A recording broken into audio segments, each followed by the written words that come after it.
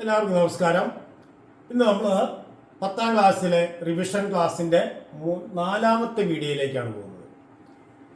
Model question പേപ്പറിലെ 18ാമത്തെ ചോദ്യമാണ് നമ്മൾ ആദ്യം ഡിസ്കസ് ചെയ്യുന്നത്. In the figure O is the center, find the coordinate of O, find the radius of the circle, write the equation of the circle. ഇത്രയാണ് 3 പാർട്ടാണ് ചോദ്യം. അപ്പോൾ ഒരു ഫിഗർ തന്നിട്ടുണ്ട്. ഫിഗറിൽ എ എന്ന് പറയുന്നത് എ ബി എന്ന് പറയുന്നത് ഡയമീറ്റർ ഓഫ് ദി സർക്കിൾ ആണ്. ഒ അതിന്റെ സെന്റർ ആണ്. അപ്പോൾ എ എന്ന് പറയുന്നത് അതിന്റെ എയുടെ കോർഡിനേറ്റ്സ്, എയുടെ സൂചക സംഖ്യ -3, -2, 3. ബിയുടെ സൂചക സംഖ്യ coordinate of B is 4, 11. First part ഇതാണ്. Find the coordinate of O. ഒയുടെ കോർഡിനേറ്റ് എന്താണ്? അപ്പോൾ ഒയുടെ കോർഡിനേറ്റ് എന്ന് പറഞ്ഞാൽ O is the mid point of A B. അപ്പോൾ മിഡ് പോയിന്റ് കാണാൻ നമുക്കറിയാം എങ്ങനെയാ? x1 plus x2/2 y1 plus y2/2. അതായത് x കോർഡിനേറ്റ് രണ്ടും കൂടി കൂട്ടി പകുതിയെടുക്കുക, y കോർഡിനേറ്റ് രണ്ടും കൂടി കൂട്ടി പകുതിയെടുക്കുക. അപ്പോൾ അതാണ് എളുപ്പവഴി എന്ന് പറഞ്ഞത്. അപ്പോൾ x1 plus x2/2 y1 plus y2/2 അതാണ് മിഡ് പോയിന്റ് കാണാനുള്ള ഫോർമുല. x കോർഡിനേറ്റ് രണ്ടും കൂടി ആഡ് ചെയ്യുക, പകുതിയെടുക്കുക, y കോർഡിനേറ്റ് രണ്ടും കൂടി ആഡ് ചെയ്യുക. അപ്പോൾ x1 plus x2 എന്ന് പറയുമ്പോൾ ഇത് വരും, ഇത് x1 y1, ഇത് x2/2. അപ്പോൾ -2 plus 4/2, 3 plus 11/2. -2 plus 4 എന്ന് പറഞ്ഞാൽ ഡിഫറൻറ്റ് സൈൻ ആണ്, സബ്ട്രാക്ട് ചെയ്യണം. 4 - 2 2, 2/2 1 എന്ന് കിട്ടും. 3 plus 4 11 എന്ന് പറയുന്നത് 14 ആണ്, 14/2 7 എന്ന് കിട്ടും. അപ്പോൾ 2/2 14/2 that is 17. Centre is 17. Clear ആണല്ലോ? ഓക്കെ. സെക്കൻഡ് പാർട്ട് എന്താണ്? Find the radius of the circle. അപ്പോൾ റേഡിയസ് കാണുന്ന ഇത് 17 എന്ന് കിട്ടി. അപ്പോൾ സെന്ററും അതിൽ ഏതെങ്കിലും ഒരു പോയിന്റ് തമ്മിലുള്ള സർക്കിളിലെ ഒന്നുകിൽ ഈ ഡിസ്റ്റൻസ് എടുക്കുക, അല്ലെങ്കിൽ ഇതെടുക്കുക, ഏതെടുത്താലും കുഴപ്പമില്ല. ഇപ്പോൾ ഒ ബി ആണ് എടുക്കുന്നതെങ്കിൽ ഈ 17 എന്ന പോയിന്റും 411 എന്ന പോയിന്റും തമ്മിലുള്ള distance, that is the radius. അതിന്റെ ഡിസ്റ്റൻസ് ഫോർമുല നമുക്ക് ഉപയോഗിക്കാം. ഏതാണ് distance formula? Root of x2 - x1 the whole square plus y2 - y1 the whole square. അതായത് x കോർഡിനേറ്റിന്റെ ഡിഫറൻസിന്റെ സ്ക്വയർ പ്ലസ് y കോർഡിനേറ്റിന്റെ ഡിഫറൻസിന്റെ സ്ക്വയർ. അപ്പോൾ നോക്കാം. 4 - 1 that is 3 the whole square plus 11 minus 7. ഈ രണ്ട് പോയിന്റ് ആണ്. സെന്റർ ഇതാണ്, 17 ആണ്. ഈ 17ഉം 411ഉം. അപ്പോൾ 4 - 1 11 - 1. തിരിച്ചെടുത്താലും കുഴപ്പമില്ല, ഇതെടുത്താലും കുഴപ്പമില്ല. എളുപ്പം നമുക്ക് പോസിറ്റീവ് ഉള്ള സംഖ്യകൾ എടുക്കുവാണല്ലോ, അതുകൊണ്ട് അത് എടുത്തു മാത്രം. 4 - 1 the whole square plus 11 - 7 the whole square. 4 - 1 എന്ന് പറഞ്ഞാൽ 3 ആണ്. അപ്പോൾ 3 square plus 11 - 4 7 എന്ന് പറഞ്ഞാൽ 4 ആണ്. അപ്പോൾ 4 square. 3 square എന്ന് പറയുന്നത് 9, 3 × 3. 4 square എന്ന് പറഞ്ഞാൽ 16, 4 × 4. അത് രണ്ട് ആഡ് ചെയ്യുമ്പോൾ റൂട്ട് ഓഫ് 25 ദാറ്റ് ഈസ് 5. അപ്പോൾ റേഡിയസ് ഓഫ് ദി സർക്കിൾ കിട്ടി. സെക്കൻഡ് പാർട്ടിന്റെ ആൻസർ ആയി. Now third part, right the equation of the circle. സർക്കിളിന്റെ ഇക്വേഷൻ, ഈ സർക്കിളിന്റെ സെന്റർ അറിയാമെങ്കിൽ ഇക്വേഷൻ കാണാൻ നമുക്ക് വളരെ എളുപ്പത്തിൽ ചെയ്യാം. സെന്റർ ആണ് നമുക്ക് 17 കിട്ടിയത്. അപ്പോൾ നമ്മൾ എന്ത് ചെയ്യും? Let XY be any point on the circle എന്ന് പറഞ്ഞാൽ ഇതാണ്, ഈ റൗണ്ട് ആണ്. അപ്പോൾ XY ഈ സർക്കിളിൽ ഏതൊരു പോയിന്റ് ആണെങ്കിലും ആ എക്സും വൈയും തമ്മിലുള്ള റിലേഷൻ, എക്സും വൈയും സാറ്റിസ്ഫൈ ചെയ്യുന്ന ആ സർക്കിളിലെ ഓരോ പോയിന്റ് സാറ്റിസ്ഫൈ ചെയ്യുന്ന റിലേഷനാണ്, എക്സും വൈയും തമ്മിലുള്ള റിലേഷനാണ്. അപ്പോൾ ഈ എക്സ് വൈയും ഈ സെന്ററും തമ്മിലുള്ള ഡിസ്റ്റൻസ് എപ്പോഴും 5 ആണല്ലോ. അപ്പോൾ ഡിസ്റ്റൻസിന്റെ സ്ക്വയർ എന്ന് പറഞ്ഞാൽ 5 സ്ക്വയർ. അപ്പോൾ നമുക്ക് എഴുതാം let XY be any point എന്ന് എടുക്കുന്നു. അങ്ങനെ എടുത്തു കഴിഞ്ഞാൽ x - 1 the whole square plus പിന്നെ y - 7 ദി ഹോൾ സ്ക്വയർ എന്ന് പറയുന്നത് റേഡിയസിന്റെ സ്ക്വയർ ആയിരിക്കും. അതായത് ഫോർമുല ആയിട്ട് ഓർത്തിരുന്നാലും കുഴപ്പമില്ല. HK ആണ് സെന്റർ എങ്കിൽ x - h the whole square plus y - k the whole square equal to r square ആണ് ഇക്വേഷൻ ഓഫ് ദി സർക്കിൾ. അപ്പോൾ x ഇവിടെ HK എന്ന് പറഞ്ഞാൽ 17. അപ്പോൾ x - 1 the whole square plus y - 7 the whole square equal to r എന്ന് പറഞ്ഞാൽ 5 ആണ്. അപ്പോൾ 5 സ്ക്വയർ. അപ്പോൾ ഇതാണ് ഇക്വേഷൻ ഓഫ് സർക്കിൾ. ഇത് വേണമെങ്കിൽ നമുക്ക് സിംപ്ലിഫൈ ചെയ്യാം, എക്സ്പാൻഡ് ചെയ്യാം. x - 1 ദി ഹോൾ സ്ക്വയർ എന്ന് പറഞ്ഞാൽ x square - 2x plus 1 square. y - 7 the whole square എന്ന് പറഞ്ഞാൽ y square -2 × y × 7 plus 7 square equal to 25.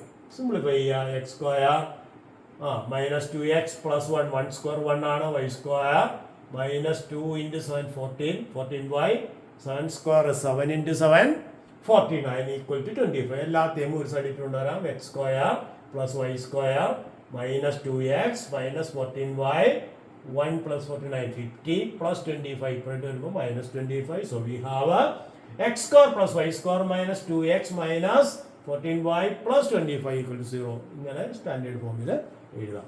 ഇതുപോലെ എഴുതിയാൽ ഇക്വേഷൻ ഓഫ് സർക്കിൾ തന്നെയാണ്. അപ്പോൾ ഇത്ര ഓർത്തിരുന്നാൽ മതി. സെന്റർ എച്ച് കെ ആണെങ്കിൽ x minus H the whole square plus y minus K the whole square equal to r square. അതായിരിക്കും ഇക്വേഷൻ ഓഫ് സർക്കിൾ. ഇപ്പോൾ സെന്റർ അറിയാമെങ്കിൽ ഡയറക്റ്റ് എഴുതാം. സെന്റർ ഒറിജിൻ ആണ് x square plus Y square equal to r square. Direct അങ്ങനെ എഴുതാം. Centre origin അല്ല ഇവിടെ centre H17 ആണ്. അപ്പോൾ x minus 1 the whole square plus y minus 7 the whole square equal to r square എന്നുള്ളതാണ് equation of circle. അപ്പോൾ ഇപ്പോൾ 18ാമത്തെ question 4 മാർക്കിൻ്റെ ആണ്. വളരെ സിമ്പിളായിട്ട് ചെയ്യാവുന്ന ചോദ്യമാണ്. അപ്പോൾ അടുത്ത ചോദ്യത്തിലേക്ക് പോകാം. അടുത്ത ചോദ്യം ഇതാണ് 19ാമത്തെ ക്വസ്റ്റ്യൻ. ഇത് സോളിഡുമായിട്ട് നമ്മുടെ ഘനരൂപങ്ങൾ എന്ന അധ്യായത്തിലെ പ്രോബ്ലം ആണ്. Slant height of a square pyramid is 15 cm and its lateral surface area is 270 cm square. Find the base edge, length of the base edge, അതുപോലെ height of the pyramid and volume of the pyramid. ഇതാണ് ഇത്രയും കാര്യങ്ങളാണ് കണ്ടുപിടിക്കുന്നത്. Base edge of the pyramid, height of the pyramid, volume of the pyramid. അപ്പോൾ square പിരമിഡുമായിട്ട് ബന്ധപ്പെട്ട ഫോർമുലയാണ് നമുക്ക് ഇതിനകത്ത് ആവശ്യം വരുന്നത്. അറിയാവുന്ന കാര്യങ്ങളൊന്നും എടുത്തിരുന്നത്. സ്ലാൻഡ് ഹൈറ്റിന് നമുക്ക് എൽ എന്ന് എഴുതാം. എൽ 15 cm എന്നറിയാം. ലാറ്ററൽ സർഫസ് ഏരിയ 270 എന്നറിയാം. അപ്പോൾ അവിടെ ലാറ്ററൽ സർഫസ് ഏരിയ എപ്പോഴും ഗിവൺ ക്വാണ്ടിറ്റി എന്നാണ് സ്റ്റാർട്ട് ചെയ്യുന്നത്. ലാറ്ററൽ സർഫസ് ഏരിയ 2AL അല്ലെങ്കിൽ 4 × ½ AL, അതായത് ഒരു ട്രയാങ്കിളിന്റെ ഏരിയ × 4. നിങ്ങൾ എങ്ങനെയാണോ പഠിച്ചിരിക്കുന്നത് അതുപോലെ എഴുതാം. അപ്പോൾ 2AL ലാറ്ററൽ സർഫസ് ഏരിയ, അത് 270 ആണെന്ന് തന്നിട്ടുണ്ട്. അതിൽ എല്ലിന്റെ സ്ഥാനത്ത് നമുക്ക് 15 കൊടുക്കാം. അപ്പോൾ 2 × A × 15 ഈസ് ഈക്വൽ ടു 270. 2 × 15 എന്ന് പറഞ്ഞാൽ 30 ആണ്. അപ്പോൾ 30A ഈസ് ഈക്വൽ ടു 270. അപ്പോൾ എ ബേസ് എഡ്ജിനാണ് നമ്മൾ ഏന്ന് എടുത്തിരിക്കുന്നത് 270/30, ദാറ്റ് ഈസ് 9. അപ്പോൾ ബേസ് എഡ്ജ് എ എന്ന് പറയുന്നത് 9 cm ആണ്. ഫസ്റ്റ് പാർട്ടായി. സെക്കൻഡ് പാർട്ട് ദി ബേസ് എന്താണ്? The height of the pyramid. Height ആണ് H എന്നാണ് നമ്മൾ ഉപയോഗിക്കുന്നത്. അപ്പോൾ എല്ലും എച്ചും എയും ചേർത്തൊരു ഫോർമുലയുണ്ട്, ഓർമ്മയുണ്ടോ? L square is equal to H square plus A/2 the whole square. ഇതാണ് formula. L square is equal to L hypotenuse ആയിട്ട് വരും, H ഹൈറ്റ്, അതുപോലെ A/2 അതായത് ബേസ് എഡ്ജിന്റെ ഹാഫ്. ഇത്രയും ചെയ്ത് റൈറ്റ് ട്രയാങ്കിൾ ആയി അതിന്റെ ഹൈപ്പോട്ടന്യൂസ് ആണ് L square is equal to H square plus A/2 the whole square. എല്ലിന്റെ സ്ഥാനത്ത് എത്ര എഴുതാം? 15 എഴുതാം. അപ്പോൾ 15 square is equal to H അറിയില്ല, H സ്ക്വയർ. എയുടെ സ്ഥാനത്ത് 9 ആണ്. അപ്പോൾ 9/2 the whole square. A/2 the whole square ആണ്. അത് സിംപ്ലിഫൈ ചെയ്യാം. 15ന്റെ സ്ക്വയർ 225, Hന്റെ സ്ക്വയർ H സ്ക്വയർ തന്നെ. 9/2ന്റെ സ്ക്വയർ 9ന്റെ സ്ക്വയർ 9 × 9 81, 2ന്റെ സ്ക്വയർ 4. അതിനുശേഷം നമുക്കിവിടെ 4 എന്ന LC എടുക്കാം. അപ്പോൾ LC എടുക്കുമ്പോൾ എന്തോ വരും നോക്കിയേ, 225 ഈസ് ഈക്വൽ ടു 4 LC എടുക്കുമ്പോൾ 4 × H സ്ക്വയർ 4H സ്ക്വയർ/81. കാരണം 4H സ്ക്വയർ/4 ആണ് H സ്ക്വയർ എന്ന് പറയുന്നത്. അല്ലെങ്കിൽ ഇവിടെ ക്രോസ് മൾട്ടിപ്ലിക്കേഷൻ 4 കൊണ്ട് ഇങ്ങോട്ട് മൾട്ടിപ്ലൈ ചെയ്യാം. അപ്പോൾ 225 is equal to 4H square plus 81/4. അപ്പോൾ അതിൽ നിന്ന് 4 കൊണ്ട് ഡിവൈഡ് ചെയ്യാന്നുള്ള 4നെ ഇപ്പറേറ്റ് കൊണ്ടുവന്നു. അപ്പോൾ മൾട്ടിപ്ലൈ ചെയ്യാന്നാവും. ഡിവൈഡ് ചെയ്യാന്നുള്ള ഇപ്പുറം വരുമ്പോൾ ഈക്വൽ സൈൻ ഇപ്പറേറ്റ് വരുമ്പോൾ മൾട്ടിപ്ലൈ ചെയ്യാനാവും. അപ്പോൾ 225 × 4 that is 900 is equal to 4H square plus 81. 81 കൂടി ഇപ്പറേറ്റ് കൊണ്ടുവരാൻ 900 minus 81 is equal to 4H square വരും. അതിൽ നിന്ന് 4H square equal to 819 819 എന്ന് കിട്ടും. 980 കുറച്ചാൽ അപ്പോൾ 4H സ്ക്വയർ ആണ് 819. അപ്പോൾ H സ്ക്വയർ എന്ന് പറഞ്ഞാൽ 819/4. അപ്പോൾ H സ്ക്വയർ കിട്ടി. H ആണ് കണ്ടുപിടിക്കുന്നത്. അപ്പോൾ ഇത് ചെയ്യണം, ഇതിന്റെ സ്ക്വയർ റൂട്ട് എടുക്കുക. അപ്പോൾ സ്ക്വയർ റൂട്ട് ഓഫ് 819/√4 എന്ന് വരും. അപ്പോൾ അതെന്ത് കിട്ടും നോക്കാം. ഈ 819 നമുക്ക് വേണമെങ്കിൽ ഇങ്ങനെ എഴുതാം. ഒന്ന് സ്പ്ലിറ്റ് ചെയ്ത് ഫാക്ടറൈസ് ചെയ്ത് 9 × 91 91നെ 9 കൊണ്ട് മൾട്ടിപ്ലൈ ചെയ്തതാണ്. ഫാക്ടറൈസ് ചെയ്താൽ മതി. അപ്പോൾ 890. അപ്പോൾ ഇവിടെ 9ന്റെ സ്ക്വയർ റൂട്ട് 3, 4ന്റെ square root 2, root 91 perfect square അല്ല. അപ്പോൾ നമുക്ക് ഇങ്ങനെ എഴുതാം 3/2 റൂട്ട് 91 അല്ലെങ്കിൽ റൂട്ട് 91 × 3/2. അതാണ് ഹൈറ്റ്. അപ്പോൾ 3/2 × റൂട്ട് 91 ആണ് ഹൈറ്റ് ഓഫ് ദി പിരമിഡ്. ഇനി എന്ത് വേണം? ഫൈൻഡ് ഇറ്റ്സ് വോളിയം എന്നാണ് ചോദിച്ചിരിക്കുന്നത്. വോളിയം കാണാനുള്ള ഫോർമുല 1/3 a square h അല്ലെങ്കിൽ a square h/3. അതായത് a square h എന്ന് പറയുന്നത് വോളിയം ഓഫ് ദി എന്താണ് സ്ക്വയർ പ്രിസമാണ്. a square h അതിന്റെ 1/3 ആയിരിക്കും volume of the square pyramid. അപ്പോൾ 1/3 a square h അല്ലെങ്കിൽ a square h/3. അതിൽ a എന്ന് പറയുന്നത് നമുക്ക് കണ്ടുപിടിച്ചിട്ടുണ്ട്, തന്നിട്ടുണ്ട്. ഇവിടെ എ എന്ന് പറയുന്നത് 9 എന്ന് കണ്ടുപിടിച്ചിട്ടുണ്ട്. അപ്പോൾ a സ്ക്വയർ നമ്മൾ 9 സ്ക്വയർ ഇൻറ്റു h ഇപ്പം നമുക്ക് കിട്ടി 3/2 ഇൻറ്റു 9√91. അപ്പോൾ 9 സ്ക്വയർ ഇൻറ്റു 3√91/2 അല്ലെങ്കിൽ 3/2 ഇൻറ്റു √91 എന്ന് പറയുന്നതാണ് h. അതുപോലെ തന്നെ /3. അപ്പോൾ 9 സ്ക്വയർ ഇൻറ്റു 3√91/3 ഇൻറ്റു 2. അപ്പോൾ 3യും 3യും ക്യാൻസൽ ആയി പോവും. 9 സ്ക്വയർ എന്ന് പറഞ്ഞാൽ 81 ആണ്. അപ്പോൾ 81√91/2. അതായത് വോളിയം ഓഫ് ദി പിരമിഡ് എന്ന് പറഞ്ഞാൽ 81√91/2 cm³ ആണ്. ക്ലിയർ ആയാ പറഞ്ഞത്? അപ്പോൾ അത് ആ ഫ്രാക്ഷൻ ഫോമിൽ ഇട്ടാൽ മതി. അത് പിന്നെ വാല്യൂ ഒന്നും കൊടുത്ത് മൾട്ടിപ്ലൈ ചെയ്യാൻ നിങ്ങൾ നിൽക്കണ്ട. കാരണം ക്വസ്റ്റ്യൻ പേപ്പറിൻ്റെ ആദ്യമേ അത് പറഞ്ഞിട്ടുണ്ടാവും.